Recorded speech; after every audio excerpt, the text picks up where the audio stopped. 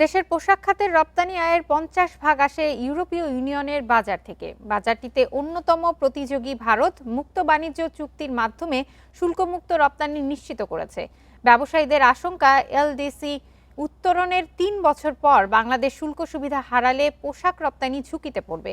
অর্থনীতিবিদরাও বলছেন, ইইউ এর সঙ্গে কোনো চুক্তি করতে না পারলে শুল্ক চাপে $5 বিলিয়ন রপ্তানি কমতে পারে। রপ্তানি উন্নয়ন ব্যুরোর তথ্য বলছে, গত বছর ইউরোপীয় ইউনিয়ন ইইউ এর বাজারে তৈরি পোশাক থেকে রপ্তানি আয় আসে $1,930 কোটি বেশি, যা দেশের পোশাক খাতের মোট রপ্তানির 49.72%।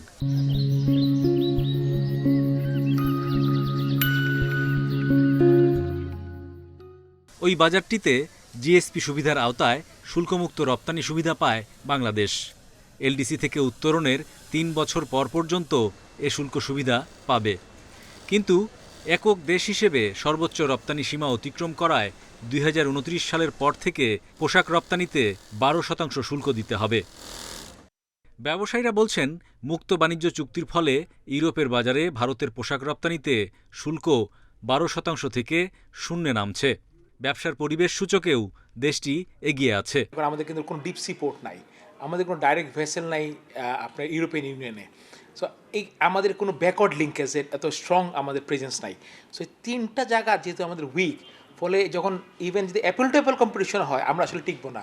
সেখানে তারা তাদেরকে 12% বর্তমানে যেটা থেকে মাইনাসে আসবে, আমরা বর্তমানে যা আছি তার থেকে যদি আমাদের এই বর্তমান সিচুয়েশনই বজায় থাকে, জিএসপি প্লাসও পাই, 12% প্লাসও, মানে 24% একটা ডিফারেন্স হয়ে যাবে। গবেষকরা বলছেন, নিজস্ব কাঁচামাল ব্যবহারের শর্ত পূরণেও ভারত অনেক সুবিধা পাবে। তাই ইইউ এর বাজারে প্রতিযোগিতা সক্ষমতা ধরে রাখতে মুক্ত বাণিজ্য চুক্তির জন্য জোর চেষ্টা করতে হবে। এলডিসি গ্র্যাজুয়েশনের পরে 3 বছর আমাদের ইউরোপিয়ান মার্কেটে শুল্কমুক্ত সুবিধা থাকবে।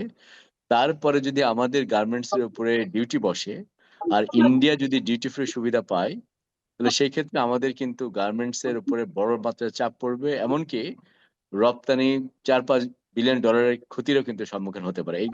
রপ্তানি খাতের চ্যালেঞ্জ মোকাবিলায় বিভিন্ন দেশের বাজারে শুল্কমুক্ত ব্যবসার সুযোগ তৈরির তাগিদ দিচ্ছেন পর্যবেক্ষকরা। সেই সাথে বন্দর, কাস্টমস সহ সরকারি বিভিন্ন সেবা সহজ করার মাধ্যমে ব্যবসার খরচ কমানো ও রপ্তানি প্রক্রিয়ায় গতি বাড়ানোর পরামর্শ তাদের। Hari Saha, independent news, Dhaka.